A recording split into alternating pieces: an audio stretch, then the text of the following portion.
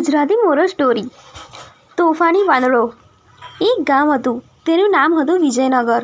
એ ગામમાં એક સુંદર મંદિરનું બાંધકામ ચાલી રહ્યું હતું। ગામના લોકો અને મજૂરો બંને મહેનતથી મંદિર ઊભું કરી રહ્યા હતા। એ મંદિરના બાંધકામમાં એક સુથાર પણ રોજ કામ કરવા આવતો। એ લાકડા કાપતો, ગોઠવતો અને મંદિરના દરવાજા અને બારી બનાવતો। મંદિર નજીક જ એક જંગલ હતું। એ જંગલમાં ઘણા વાંદરા રહેતા। એ વાંદરાઓમાંથી એક વાંદરો હતો જે ખૂબ જ તોફાની અને ચંચળ હતો।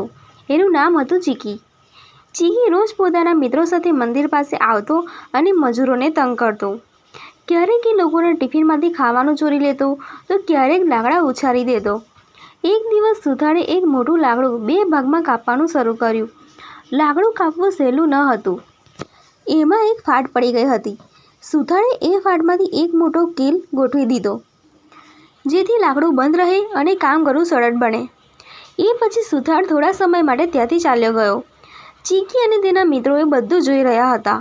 સુથાર ત્યાંથી ગયો એટલે ચીકી તુરંત લાકડા પાસે ગયો। એને જોયું કે લાકડું ફાટેલું છે અને એમાં કીલ ફસાવવામાં આવ્યો છે। ચીકી ખૂબ જ ઉત્સુક હતો। એને વિચાર્યું, આ કીલ કેમ ફસાવ્યો હશે?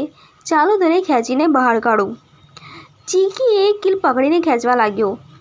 એને ખૂબ જ જોર લગાવ્યું અને આખરે કીલ બહાર આવી ગયો, પણ એના પગ લાકડાની ફાટમાં ફસાઈ ગયા। ચીકી ખૂબ જ દુઃખી થયો। એને દુખવા લાગ્યું અને એ બૂમો પાડવા લાગ્યો। તેમના મિત્રો ડરી ગયા અને ભાગી ગયા। થોડી વાર પછી સુથાર પાછો આવ્યો। એને ચીકીની હાલત જોઈ અને કીલ ફરીથી ફાટમાં ફસાવીને ચીકીના પગ છોડાવ્યા। ચીકી દુઃખી થઈને જંગલમાંથી ભાગી ગયો। એ દિવસે ચીકીને સમજ આવી ગઈ કે બીજાના કામમાં ખલેલ પહોંચાડવું યોગ્ય નથી। એ પછી ચીકી અને તેના મિત્રો ક્યારેય મંદિરના કામમાં ખલેલ પહોંચાડવા ગયા નહીં। વાર્તામાંથી શીખ: બીજાના કામમાં ખલેલ પહોંચાડવું યોગ્ય નથી। જો આપણે બીજાને તંગ કરીએ તો એનું નુકસાન આપણને પણ થઈ શકે છે। હંમેશા સૌના કામમાં મદદરૂપ થવું જોઈએ।